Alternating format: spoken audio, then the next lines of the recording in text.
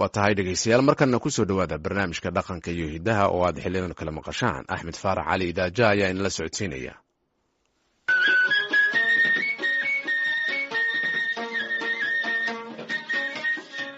waa barnaamijkii dhaqanka iyo hidaha ee laanta af soomaaliga ee v o a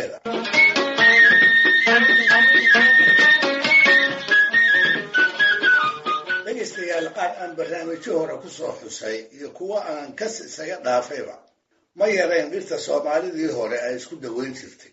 su-aashuse waxay tahay raggii dhirtaa dadka ku daweyn jiray kuwee bay ahaayeen, maxayse qaarkii la ayniga ahaa ay kaga duwanaayeen?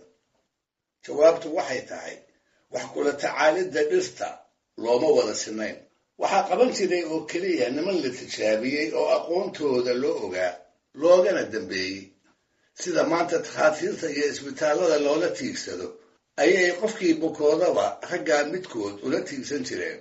maxaa yeelay waxay lahaayeen wax loogu xisho, kasba ay dhaxleen oo aqoonlayaashii ka horreeyey ay kala hareen iyo weliba fahmo ay dadka kale dheeraayeen. waxay ahaayeen waayo arag markii ay eegaan oo ay u fiirsadaan xanuunka qofka haya inta maleeya dhirta qaarkeed dawo uga dooni karay.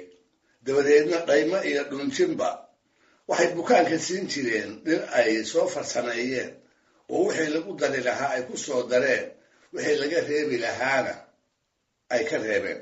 dadaalkoodu ma yarayn. waxsaan la dafiri karin inay jireen cudurrada qaar wax ka qabashadooda ay dhiryaqaanadu ka quusteen.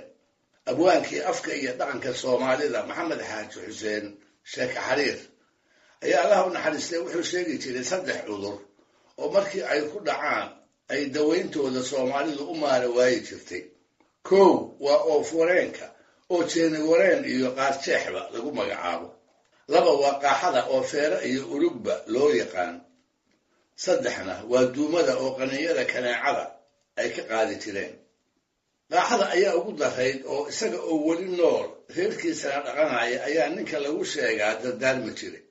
kol dambe oo ay ogaadeen in la isqabadsiiyana qofka qaba ayay ka taxadari jireen si reerka intiisa kale uusan cudurka ugu gudbinna aqalada meel ka yara durugsan ayay inta waabyar uga dhisaan ku weelduwi jireen. carruurtu inay u dhowaatana way ka ilaalin jireen. qamaan bulxan ayaa beri loo soo sheegay haweenay u dhaxday oo sadcaal kaga maqnayd in laga fasaxay, dabadeedna uu hebel guursaday. markaas buu qaadan kari waayey, markaas buu gami kari waayey, markaas buu bilaabay gabayo dhaar miirana oo calaacalkuna ku saynsaaban yahay. arrintaa foosha xunna uu kaga garallaynayo. tuduc gabayadaas ka mid ah ayuu isku maakubayaa nin ay qaaxa ku dhacday oo isaga oo og in godkiisii uu afka u kala hayo haddana jidiimanaya.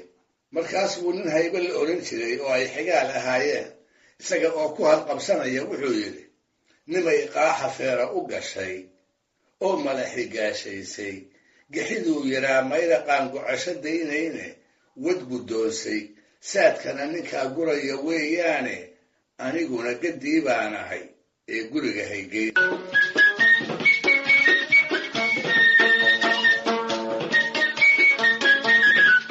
walwalka bulshaduse kuma koobnayn la tacaalidda cudurrada dadka ku dhaca oo keliyahe kuwa xoolaha ku dhacana way ka walwali jirtay.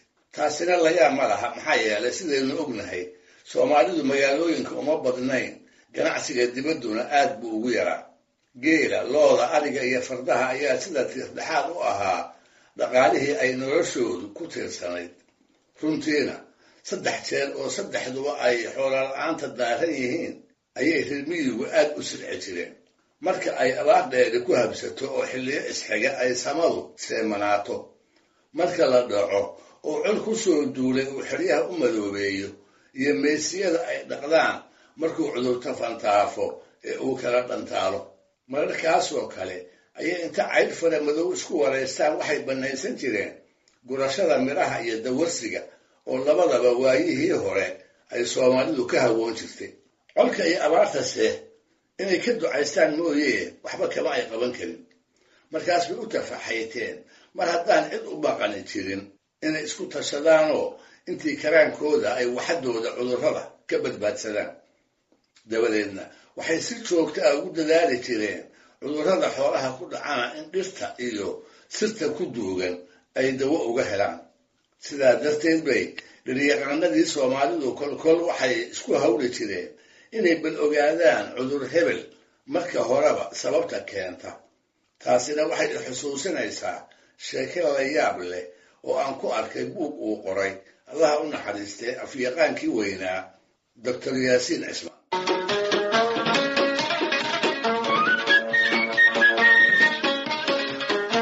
buuggaas oo Yaasiin oo aftaraana ku qoray laguna magacaabo ina Cabdilla Xasan ee la soo activity literaria. waxaa buuggiisa midkood ku xusan Cali Sugulle nin la oran jiray oo ahaa dhiryaqaan caan ah daweynta cudurrada dadka iyo kuwa xoolahana ku fogaaday. ninkaasi wuxuu isku dayi jiray la tacaalidooda ka sokow inuu ogaado cudur kasta oo xoolaha ku dhaca waxa ku wacan. cilmi baaris run ah asii halis ah ayuu ku dhiiraday. kolba cudur hebel iyo waxa lagu furdaamin karo wuxuu u dhabagalaba waxaa ku adkaaday inuu garto waxa keena cudurka ariga ku dhaca ee qanjaha ama kudka loo yaqaan. kaas ayuu garan waayey wax uu ku sababeeyo. markaas mitana kaga dhamaatay habeen walba inta aanu seexan in isaga u dhiiso uu cuno xoogaa caleena ama xididda ah oo marba mid dhirta arigu daaqo uu ka soo ururiyey. xubnaha qoyskiisa iyo guud ahaan dadkii ay isku meesha degi jireen ayuu fiidka hore u sheegi jiray kolba geedka uu habeenkaa cunay amaba inuu cuno uu maagan yahay si hadduu wax ku noqdo ay aryahooda uga ilaashadaan. wuxuu haddaba marba geed isku tijaabiyaba.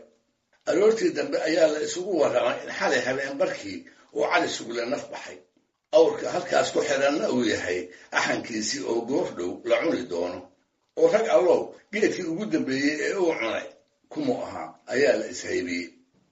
nimankii uu xalay u sheegay baa yidhi wuxuu cunay xajiin madow iyada ayuuna sababsaday. maalintaas bay Soomaalidii reer miyiga ahayd waxay bilowday berrimada uu geedkaasi ku yaal in aanay qoysaskooda ku furin iyaga oo ka baqaaya in arigu uu kaga dhammaado. waa sida la leeyahay.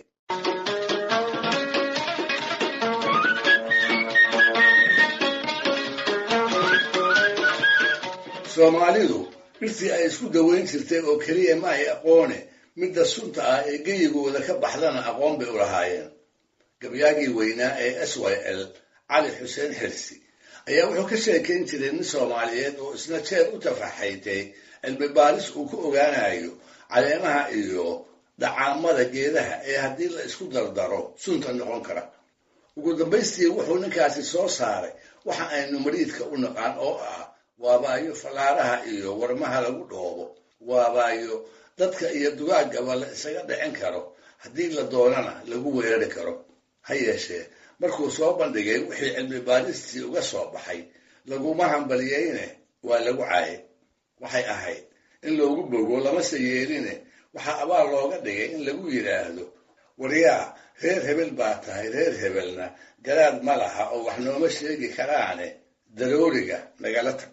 waxaa kaloo habboonayd in la haybiyo haddii dhiigga qofka iyo mariidku ay isgaadhaan waxa lagu daweyn karo ee sunta lagaga badbaadin karo. taasna markii la weydiin waayey ayuu isagiina dan uga baxay. sidaa darteedna ilaa maanta wax mariidka lagula tacaalo lama yaqaan. beri dambe xilligii SYL ay gobonnimada u halgamaysay ayaa wafdi xisbiga ka socda oo Cali Xuseen ku jiray waxay u tageen degmo Soomaaliyeed